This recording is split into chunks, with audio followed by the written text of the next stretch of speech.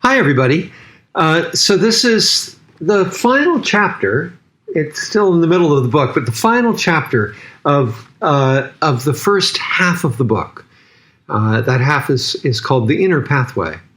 And the book, of course, is Transforming Suffering into Wisdom, Mindfulness and the Art of Inner Listening. There's a subtitle down here, Applying Meditation to Everyday Life. And that's the second half of the book, and that's going to begin in the next chapter. But this chapter is a summary, in a way, an ending.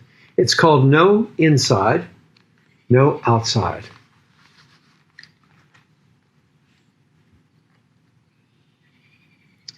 It takes work to experience transformation, to come to the place where the ending of suffering is second nature to us, and we are ready for what's next. Along the way, there are markers, like the time we go out of our way to do a good deed, and it doesn't come across. The person we were doing it for wasn't there, or didn't appreciate it. And instead of, or in spite of, or even in the midst of feeling disappointed or shamed, we experience light breaking through all the surfaces of our body, and a feeling of joy that seems to lift us up out of our spine into the very air itself. And we know that outcomes don't matter, that virtue is its own reward, that what changes in here as much as out there, and that the change is forever. Or like when we find our emotions in our bodies for the very first time, and it feels so awful, we feel like we've gone backwards and want to throw up.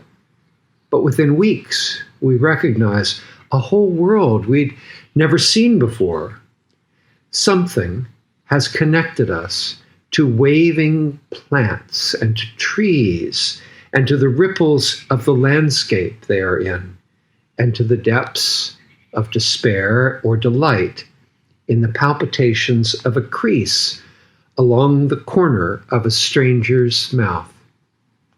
We feel it in our gut and recognize we've gone deeper than we've ever gone before. Or when we recognize with a thrill that the difficult things that happen to us only happen to make us better people, and are opportunities calling out to us to test our powers of transformation. The fundamental marker that each of these reflects is a turning about in the seat of consciousness that shifts our experience from an outward grasping of thoughts and circumstances to an inward experiencing of moments transforming. Deep within that turning about lie the three ways to end suffering, and our intimate understanding that it is to them and to the ending of suffering itself that all of our life is dedicated. What happens next is the hard work of the practice of ending suffering that we must repeat for years until the experience of confronting our neuroses, of breaking habits and ending karma becomes so clear to us that the ending of suffering is internalized as the process of life itself, as something that happens every day. We see that there is no inside, no outside to our experience, and it is time to go forth. Our inauthentic selves have been accepted. Our dark, unruly feelings have been embraced.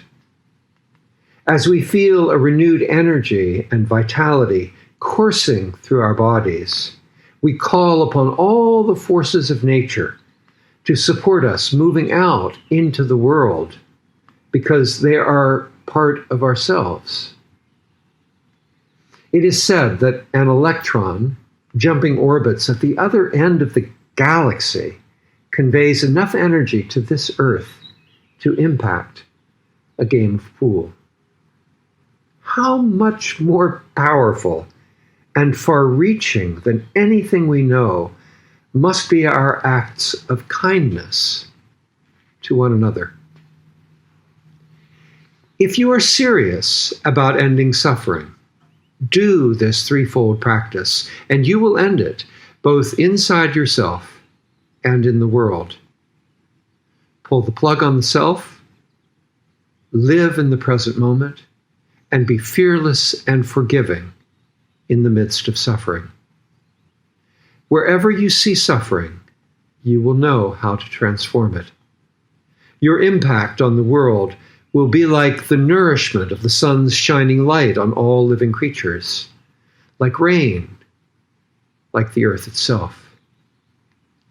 We become the secret spies of God, secret angels in goodness and delight, and are secret demons, experiencing richly even our demonic natures, and in the very richness of our experience, transforming them into what is true, what is beautiful, what is on fire, what is fresh, and what is alive.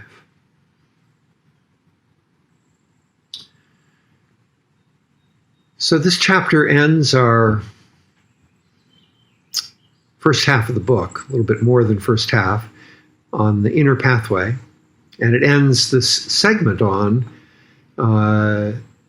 how we transform suffering into wisdom by being fearless and forgiving in the midst of suffering, and by the three intentions, of course.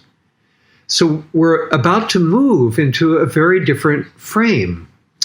We're about to move into what happens as we move out into the world. What is that? How do we bring an end to suffering there as well?